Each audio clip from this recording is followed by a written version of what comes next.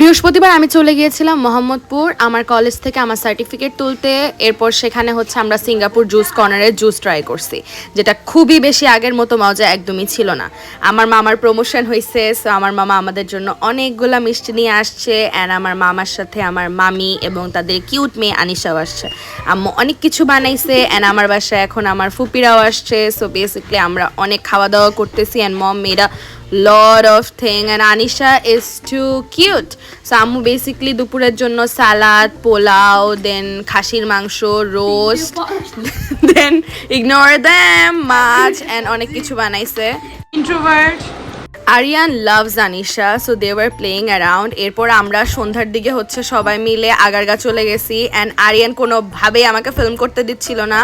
ওখানে হচ্ছে আমরা পানিপুরি ট্রাই করছি। অ্যান্ড পানিপুরিটা খুবই বাজে ছিল, আগের মতো টেস্ট মনে হয় কিছুরই নাই। মানে কি একটা বলবো, কি একটা অবস্থা। এরপর আমরা দোসা ট্রাই করছি। দোসাগুলা না বানানোটা খুবই স্যাটিসফাইং লাগে দেখতে। And Rimjhim was all playing around, ওখানে ফুল তুলতেছিল অ্যান্ড ওকে খুবই প্রেটি লাগতেছে।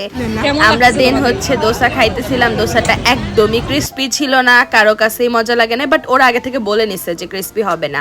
এরপর আমরা ওই নৌকাটাতেও চড়ছি। So this was my day. আল্লাহ হাফেজ।